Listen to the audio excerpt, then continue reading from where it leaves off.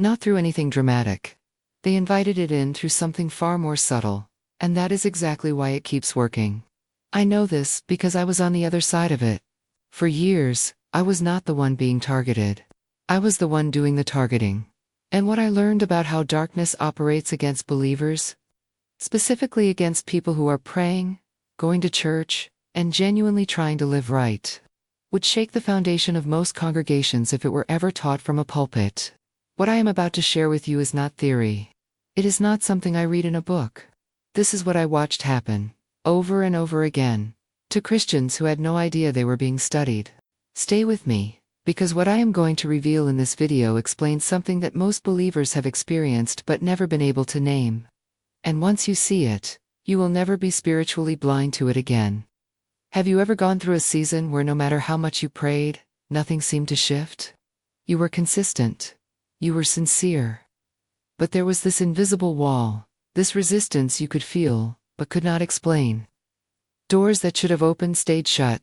Relationships that should have been restored got worse. Your sleep was disturbed. Your mind was loud. Your body was exhausted even when you had rested. And somewhere in the back of your mind, a quiet but devastating thought crept in. Maybe God is not hearing me. I need you to understand something right now. That thought was not random. That exhaustion was not coincidence. That wall you kept hitting was not God's silence. It was a structure. A deliberate, calculated structure. And I watched people like you be targeted by it. Here is what most people do not know. When darkness sets its focus on a believer, the first thing it looks for is not sin. It looks for gaps, unresolved places, emotional wounds that were never surrendered, patterns of thought that were never brought under authority, relationships where bitterness was swallowed instead of released. Those are the entry points. Not the obvious ones. The quiet ones. I probably should not say this so plainly, but when I was operating on the other side, we did not waste time on people who were broken and already defeated. We targeted people who were moving forward. People with genuine callings. People with influence. Because neutralizing one person with real authority is worth far more than distracting 10 people who are already distracted. Stay with me. Because what I am about to tell you next is the part most churches have never addressed. Okay? And it is the reason so many sincere believers stay stuck for years, without understanding why. Here is the part that changed everything for me, when I finally crossed over and started understanding Scripture from the inside out. The problem was never the amount of prayer. Let me say that again because I need it to land. The problem was never the amount of prayer. I have watched people pray for hours, fast for days, cry out with everything they had, and still walk away with zero movement. And I have watched other people speak a few words with calm, settled authority, and watch things break immediately. The difference was not volume. It was not emotion. It was not even faith, in the way most people define it. It was legal standing. This is the concept that the enemy understands far better than most believers do. The spiritual realm operates on order. It operates on authority. And authority is not something you perform. It is something you carry. And you can only carry what has been properly established in your life. When there are unresolved areas of disobedience, unforgiveness that has been held onto for years, spiritual agreements you made without realizing it through words, through relationships, through what you consistently allow into your mind, those areas create what I can only describe as open doors. Legal access. And no amount of emotional prayer closes a legal door. Only alignment does. I know that is not what most people have been taught. Most teaching on spiritual warfare focuses entirely on the external. Rebuke this, bind that, declare the other thing. And those things are not wrong, but they are incomplete. Because, if the legal ground has not been addressed, the declaration has no weight behind it. It is like demanding someone leave your house when the deed is still in their name. This is where it gets deeper. And I want you to stay with me here. Because what I am going to explain next is the mechanism that darkness uses to keep believers cycling through the same attacks. The same patterns, the same exhaustion, year after year. And almost no one is talking about it openly. Let me tell you about someone I will call Rachel. Rachel was one of the most spiritually sensitive people I had ever encountered, even before she fully understood what that meant. She had a gift. Anyone who spent more than 10 minutes with her could feel it. And because of that, she became a target. Not in a dramatic way. Not with anything she would have recognized as an attack. It started with a person. The person came in warm, complimentary, full of affirmation. This is almost always how it begins. Darkness rarely announces itself. It introduces itself as a blessing, as a connection, as someone who finally sees you. And Rachel, like so many believers who carry real gifts and real wounds in equal measure, received that affirmation because she had never been properly taught to discern the difference between genuine covering and spiritual manipulation dressed as relationship. Within months, Rachel was exhausted. She was isolated. She was making decisions based on what this person told her, rather than what she was hearing in her own time with God. And every time she tried to create distance, something would happen that pulled her back in. A crisis. A word that seemed prophetic. A moment of vulnerability that was perfectly timed. That timing was not accidental. It never is.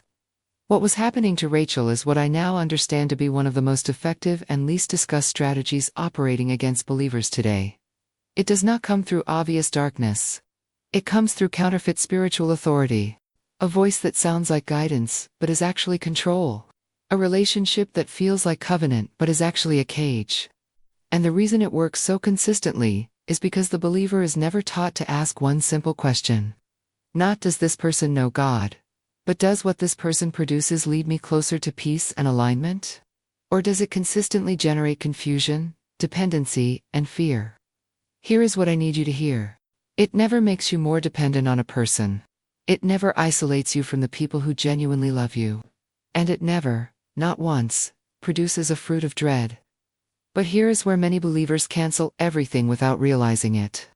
They begin to discern that something is wrong. They feel the unease. They sense the manipulation. And instead of bringing it before God with patience and waiting for clarity, they react. They confront too early, or they pull back completely and go silent. And in that silence, without the covering of consistent alignment and prayer, they become even more exposed than they were before. Stay with me. Because what happens in that exposed place is something I watched repeat itself too many times to count. And it is the part of this conversation that I believe will bring the most freedom to whoever genuinely needs to hear it. When someone begins to break free from a structure of spiritual manipulation, whether that is a controlling relationship, a pattern of sin that has been given legal access, or a counterfeit spiritual covering they did not even realize they were under, there is a window, a very specific window. And what happens inside that window determines whether the freedom becomes permanent, or whether the person ends up more bound than they were before. I have seen this happen more times than I want to count. The person receives genuine breakthrough. Something lifts. The clarity comes back. The peace returns. They feel like themselves again for the first time in months, sometimes years. And in that moment of relief, they make the most common and most costly mistake a believer can make after a breakthrough. They stop. They stop the prayer. They stop the intentional alignment. They stop guarding what comes in through their eyes, their ears, their conversations. Because the pressure is gone, and they assume the war is over. It is not over. What has happened is that the first layer has been removed. And the moment that layer lifts, there is often a response. That response does not always look like what you expect. It rarely comes back as the same thing it was. It comes back as a thought. A feeling of sudden, inexplicable dread at 3 a.m. A dream that leaves you unsettled in a way you cannot shake. A conversation that plants a seed of doubt about the very thing God used to bring your breakthrough. A minor financial pressure that escalates into panic. A relationship conflict that seems to come out of nowhere. Small things. Individually they seem unrelated. Together they are a pattern, and the pattern has a purpose. The purpose is to make you feel like the breakthrough did not actually work. Like you are still stuck. Like maybe this is just your life. This is what I want you to understand with everything in me. That is not confirmation that you are still bound.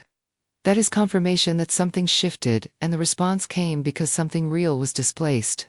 You do not get retaliation against a prayer life that poses no threat. The resistance you feel after a genuine breakthrough is not evidence of failure. It is evidence that your alignment is working. But maintaining that alignment requires something that the warfare conversation almost never addresses, and that is sobriety. Not obsession. Not constant aggressive declaration. Not spending every waking hour in a posture of combat. Sobriety. A quiet, consistent, deeply rooted awareness of who you are, what you carry, and what you are not willing to allow back in. That is what sustains freedom. Not the intensity of one prayer session, but the integrity of a life that remains ordered. Because here is the truth that darkness does not want you to settle into. A believer who is walking in genuine alignment, who has addressed the legal ground, who has released what needed to be released, and is consistently submitted to the authority of the Word, is not an easy target. They are not a target at all. The strategy only works when there is access. And access only exists where there is disorder. Remove the disorder, maintain the alignment, and you remove the invitation. I want to leave you with something that I wish someone had told me far earlier than I learned it. You were never called to live under constant assault. That is not the Christian life. That is not what the cross purchased for you. The picture of a believer that Scripture actually paints is not someone who is perpetually exhausted, perpetually fighting, perpetually trying to hold ground that keeps slipping away. It is someone who is standing, already standing, on ground that has already been won. The fight is real, but it is fought from a position of victory, not toward one. What I have shared with you today is not meant to make you afraid. Fear is not a fruit of discernment. If what I have said has stirred something in you, if you recognized a pattern, a relationship, a season, a door you now understand differently, do not let that recognition produce panic. Let it produce clarity. Clarity leads to alignment. Alignment leads to authority. And authority, quiet, settled, deeply rooted authority, is what the enemy has always feared most in a believer who actually knows who they are. You do not need to be louder. You do not need to be more intense. You need to be more anchored. Anchored in the Word. Anchored in your identity. Anchored in the kind of consistent, unglamorous, daily obedience that builds a life that darkness simply cannot find a foothold in. The angels assigned to your life are not waiting for you to perform. Heaven already knows your assignment. The only question is whether you are living in a way that allows that assignment to be fully expressed without interference. Take what you learned here and bring it before God. Ask Him to show you specifically what needs to be addressed in your own life. Not with condemnation, with honesty. That conversation between you and Him is where the real shift begins. If this reached something in you today, stay close. What comes next goes even deeper.